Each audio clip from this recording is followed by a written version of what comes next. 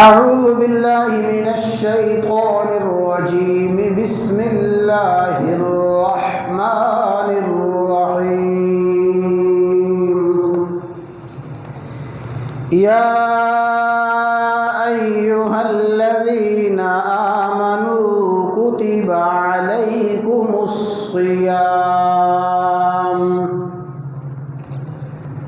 كما كتب على الذين من قبلكم لعلكم تتقون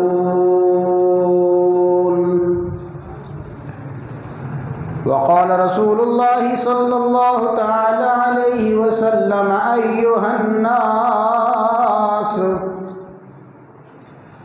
قد أظلكم شهر عظيم مبارك وقال رسول الله صلى الله تعالى عليه وسلم من صام رمضان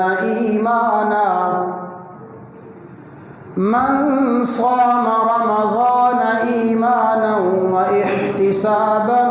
غفر له ما تقدم من ذنبه وقال رسول الله صلى الله تعالى عليه وسلم من قام رمضان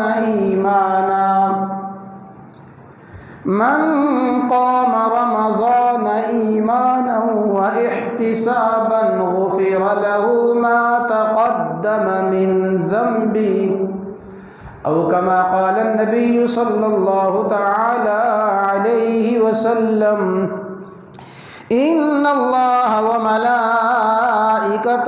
يصلون على النبي يا أيها الذين آمنوا صلوا عليه وسلموا تسليما درود شریف پڑھ لیں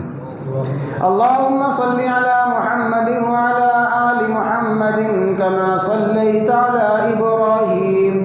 وعلى آل إبراهيم إنك حميد مجيد اللهم بارك على محمد وعلى آل محمد كما باركت على إبراهيم وعلى آل إبراهيم إنك حميد مجيد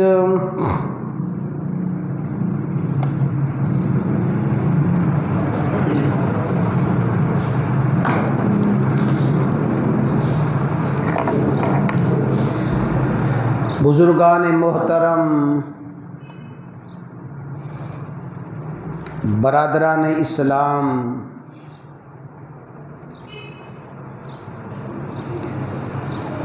ماہ شعبان کے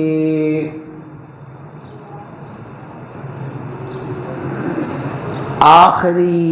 ایام ہیں۔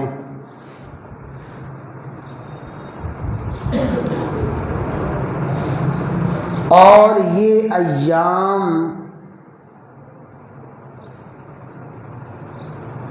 مسلمانوں کے لیے، اہل ایمان کے لیے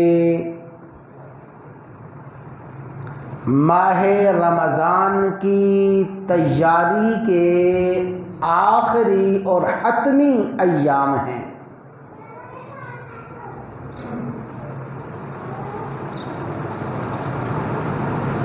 ان ایام میں استقبال رمضان المبارک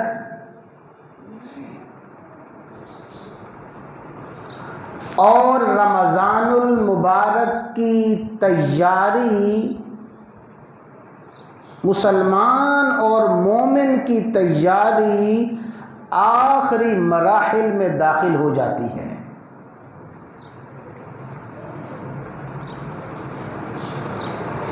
امام الانبیاء، سید الانبیاء، خاتم الانبیاء،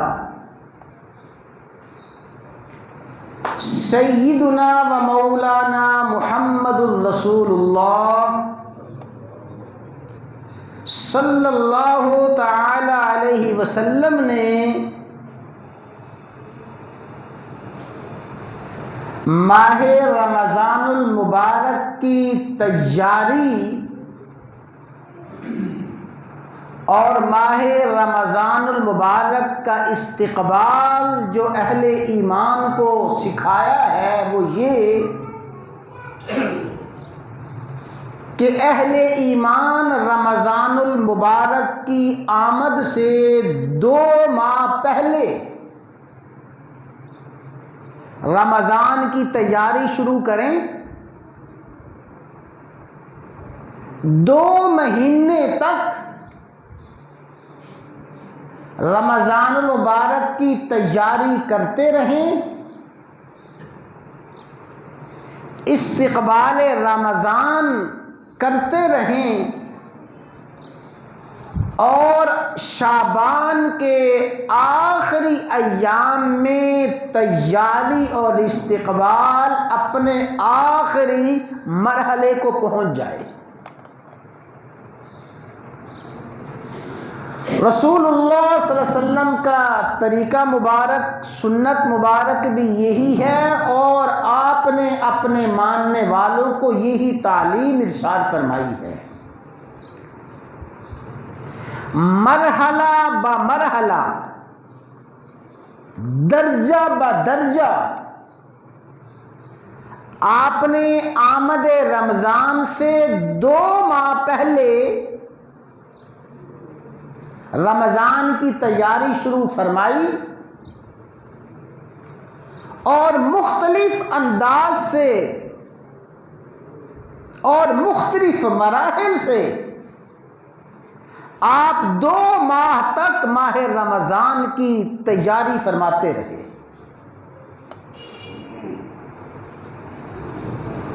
صحیح احادیث میں آتا ہے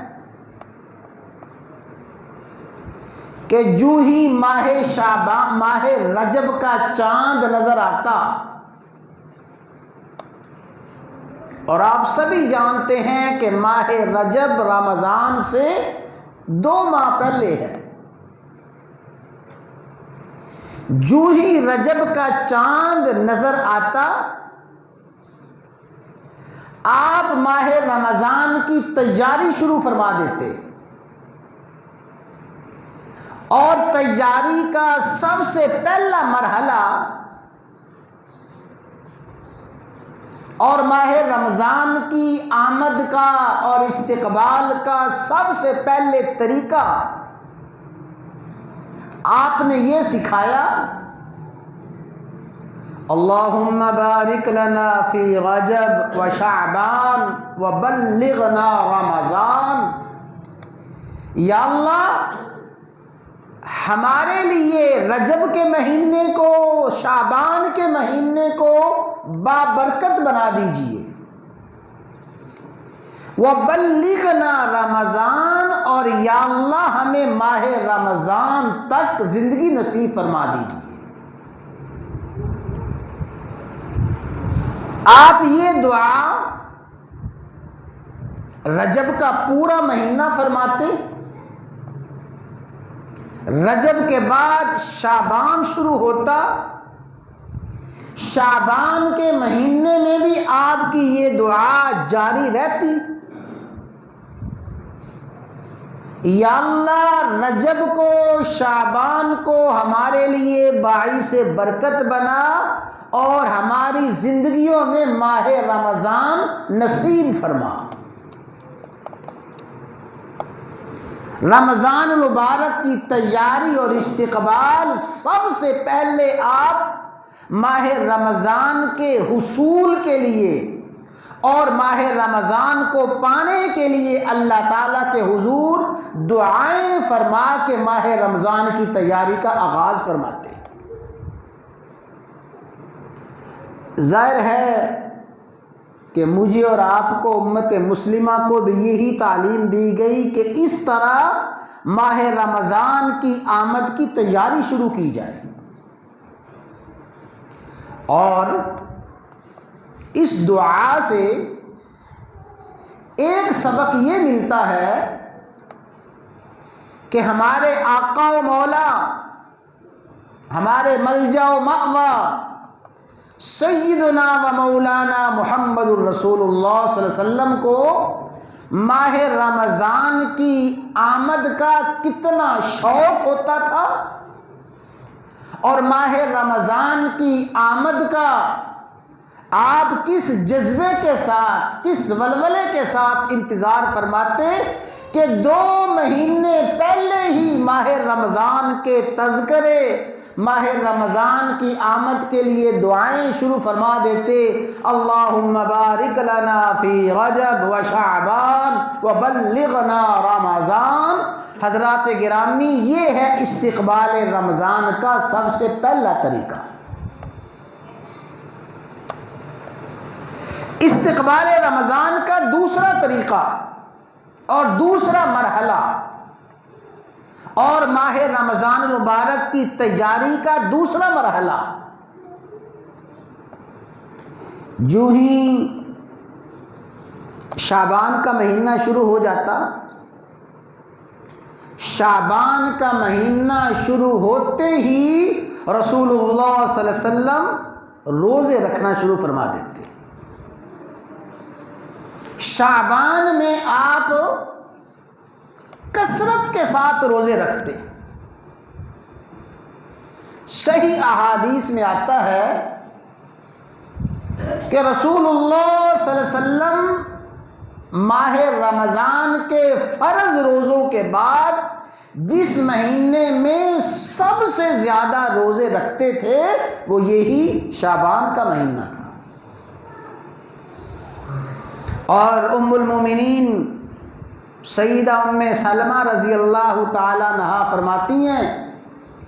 کہ میں نے رسول اللہ صلی اللہ علیہ وسلم کو 2 مہینوں کے مسلسل لگاتار روزے رکھتے ہوئے نہیں دیکھا سوائے شعبان اور رمضان کے۔ گویا شعبان اور رمضان میں آپ مسلسل 2 ماہ تک روزے رکھتے تھے۔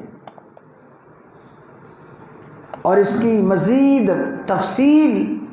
ام المومنین سیدہ عائشہ رضی اللہ تعالی عنہا نے یہ فرمائی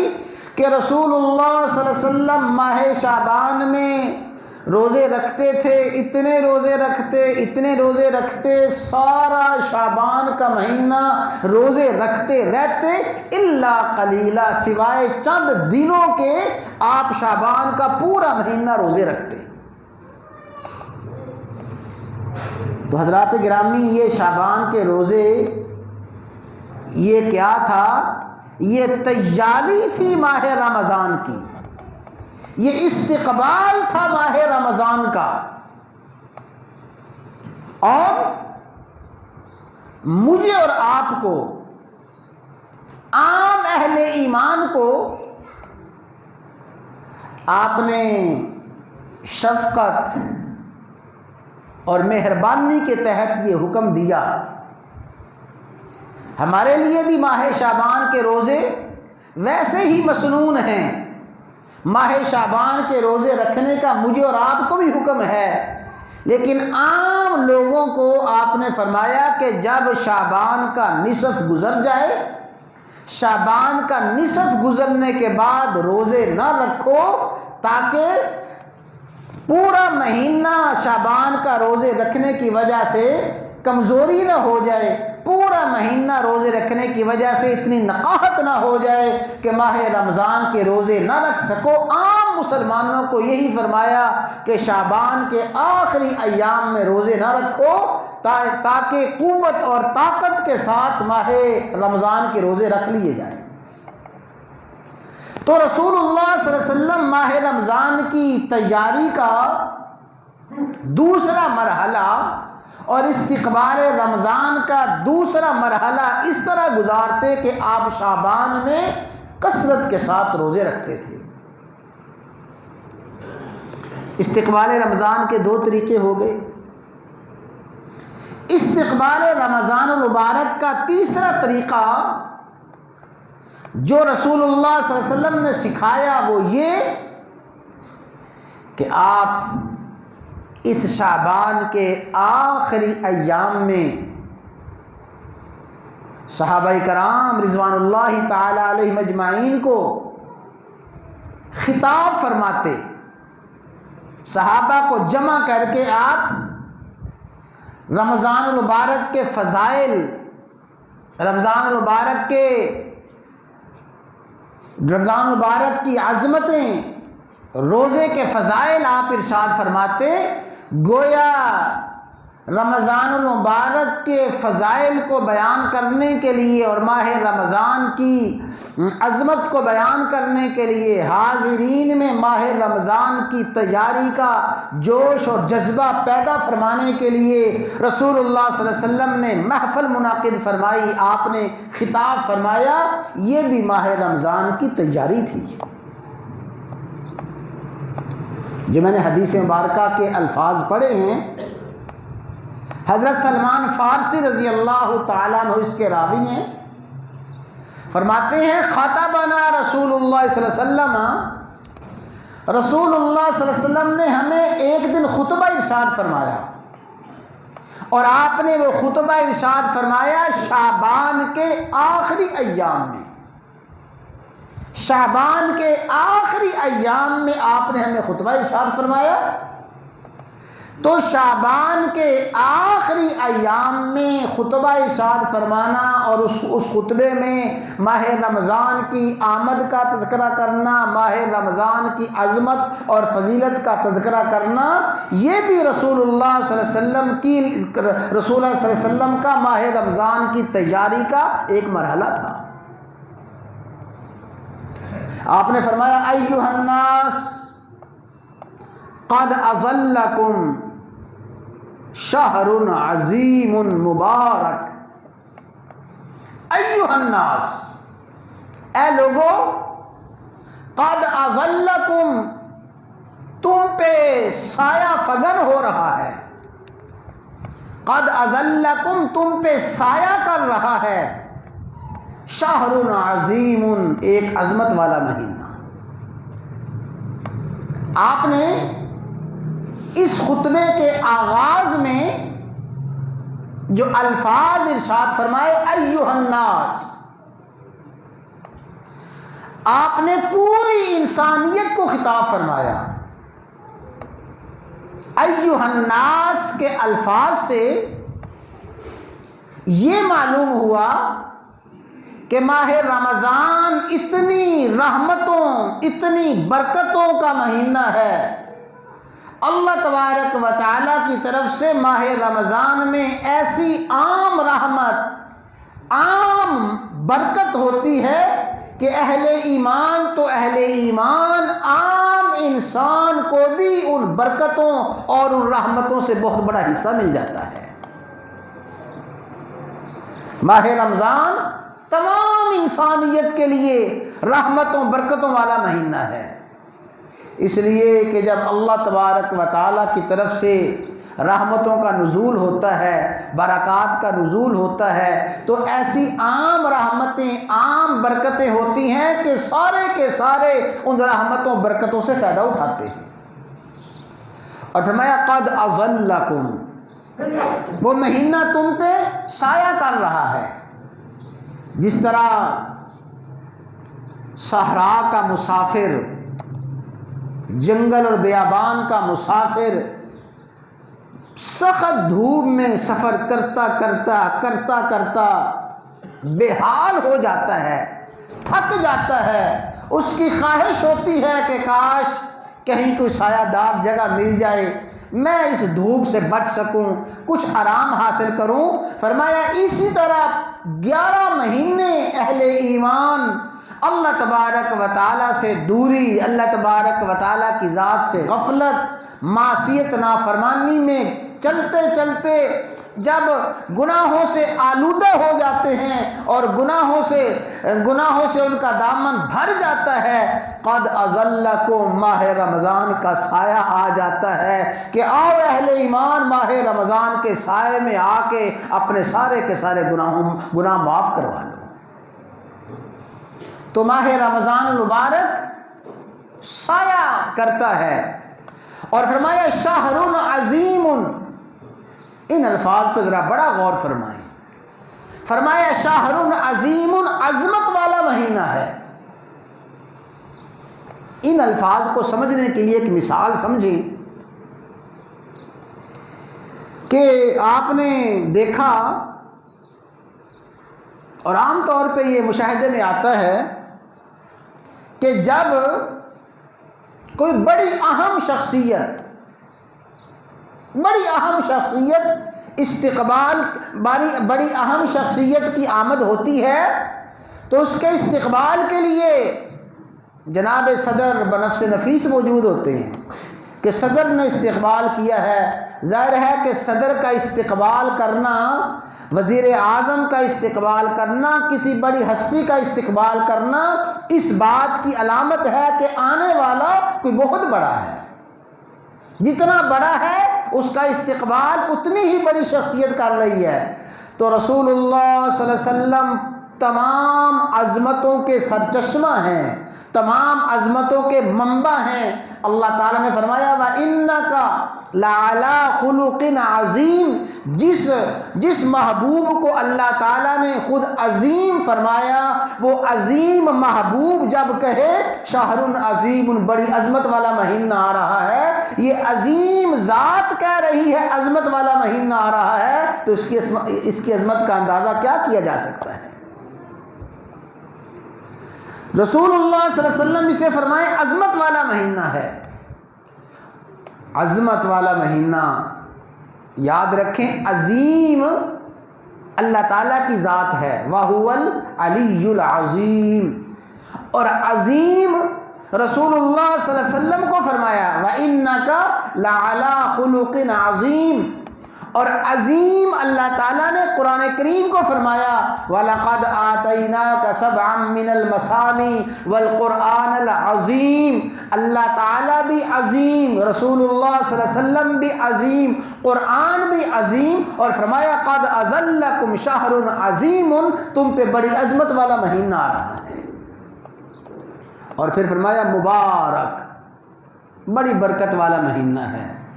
برکت کا عام مفہوم یہ ہے کہ تھوڑے سے عمل سے، تھوڑی سی جد و جہد سے انسان کے بڑے بڑے کام بن جائیں، یہ برکت ہے۔ محنت تھوڑی ہو، کوشش تھوڑی ہو، وسائل تھوڑے ہوں، تھوڑے وسائل میں تھوڑی سی کوشش سے بڑے بڑے مسئلے حل ہو جائیں، یہ ہے برکت۔ اور ماہ رمضان مبارک کی برکت یہ ہے، فرمایا اللہ تبارک و تعالی ماہ رمضان میں نوافل کا اجر اور ثواب فرضوں کے برابر کر دیتے ہیں، اور ایک فرض کا اجر اور ثواب 70 فرضوں کے برابر کر دیتے ہیں۔ تو اس طرح رسول اللہ صلی اللہ علیہ وسلم نے رمضان مبارک کا استقبال کیا، اور آپ نے رمضان کی تیاری کی مرحلہ بمرحلہ، درجہ بدرجہ، اور جب یہ آخری ایام آتے تو میں نے شروع میں عرض کیا تھا کہ رمضان مبارک کی تیاری حتمی مراحل میں داخل ہو جاتی، آخری مراحل میں داخل ہو جاتی۔ آپ کیا کرتے؟ دعا فرماتے اللہم سلمنا لرمضان، یا اللہ ماہ رمضان تو آ گیا ہے، تو ہمیں ماہ رمضان کے لیے سلامتی نصیب فرما۔ ماہ رمضان مبارک کے لیے سلامتی یہ ہے کہ ماہ رمضان کی تمام رحمتوں برکتوں کو سمیٹنے کی اور ماہ رمضان کے تمام حقوق پورا کرنے کی ہمیں توفیق عطا فرما۔ اللہم سلمنا لرمضان، یا اللہ ہمیں ماہ رمضان کے لیے سلامتی نصیب فرما، وسلمنا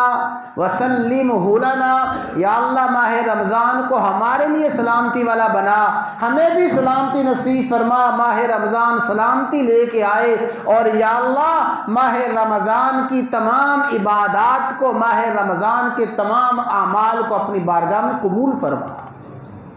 یہ رسول اللہ صلی اللہ علیہ وسلم ماہ رمضان کی آمد پہ اور شعبان کے آخری ایام میں دعا فرمایا کرتے تھے۔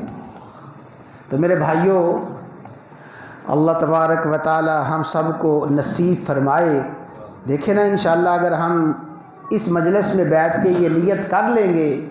کہ انشاءاللہ اللہ تعالیٰ کی دی ہوئی توفیق سے، اللہ تعالیٰ کی طرف سے عطا کی ہوئی صحت سے اللہ تبارک و تعالیٰ کی طرف سے عطا کی ہوئی زندگی سے انشاءاللہ ہم پکا تہیہ کرتے ہیں ماہ رمضان المبارک کے روزے رکھیں گے، ماہ رمضان کی راتوں کو قیام کریں گے اور ماہ رمضان کو بھرپور طریقے سے گزاریں گے اور حتمی تیاری کر لیں گے۔ آج ہی تیاری شروع کر دیں اور تیاری کی نیت کر لیں، اگر رمضان آنے تک ہماری موت آ گئی تو انشاءاللہ رمضان مبارک کی تمام رحمتیں ہمیں نصیب ہو جائیں گی۔ تو یہ رسول اللہ صلی اللہ علیہ وسلم نے ماہ رمضان کا استقبال کیا ہے۔ ہمارے ہاں عام طور پہ حقیقت پرستی سے زیادہ ظاہر پرستی آ گئی ہے۔ ظاہر پرستی ہمارے ہر عمل میں گھس گئی ہے۔ ہم استقبال رمضان عام طور پہ ظاہر پرستی سے کرتے ہیں۔ جو ہی ماہ رمضان آتا ہے مرحبا مرحبا اور خوش آمدید ماہ رمضان کو کہہ دیا، اور ماہ رمضان کی آمد پہ اس طرح کے اشعار پڑھ لیے۔ اس طرح کے اشعار پڑھنا اور اس طرح ماہ رمضان کی آمد کا استقبال کرنا، یہ ماہ رمضان کی حقیقی تیاری نہیں ہے، یہ ظاہر پرستی ہے۔ جس شخص نے نہ ماہ رجب میں کوئی دعا کی، نہ ماہ شعبان میں کوئی دعا کی، نہ ماہ شعبان میں کوئی روزے رکھے، نہ شعبان کے آخری ایام میں کوئی تیاری کی، وہ بیچارہ رمضان کی آمد پہ مرحبا مرحبا کہہ رہا ہے، تو یہ ظاہر پرستی ہے۔ حقیقت پرستی وہی ہے کہ رسول اللہ صلی اللہ علیہ وسلم نے سب سے پہلے تیاری فرمائی ماہ رجب کی آمد پہ، ماہ رجب کے شروع ہوتے ہی آپ نے دعا فرمائی۔ پھر آپ نے تیاری فرمائی کہ شعبان کا مہینہ اکثر ایام آپ نے روزے رکھے۔ پھر آپ نے تیاری فرمائی کہ صحابہ کرام کو آپ نے ماہ رمضان کے فضائل سنائے، صحابہ کی مجالس میں آپ نے رمضان کی عظمتیں بیان فرمائیں، اور پھر تیاری فرمائی کہ آپ نے ماہ رمضان کی آمد پہ دعاؤں کا اہتمام فرمایا، امت کو دعائیں سکھائیں۔ یہ ہے ماہ رمضان کی حقیقی تیاری اور یہ ہے ماہ رمضان کا حقیقی استقبال۔ تو دعا ہے کہ اللہ تعالیٰ اس طرح کی حتمی آخری تیاری کرنے کی مجھے بھی توفیق نصیب فرمائے، آپ کو توفیق نصیب فرمائے۔ ہم یہی دعا فرماتے ہیں، اللہم سلمنا لرمضان، یا اللہ ہمیں ماہ رمضان کے لیے سلامتی نصیب فرما، وسلمہ لنا، یا اللہ ماہ رمضان کو ہمارے لیے سلامتی والا بنا، اور یا اللہ ہمیں ہماری ماہ رمضان کی تمام عبادات کو اپنی بارگاہ عالیہ میں قبول فرما، آمین یا رب العالمین۔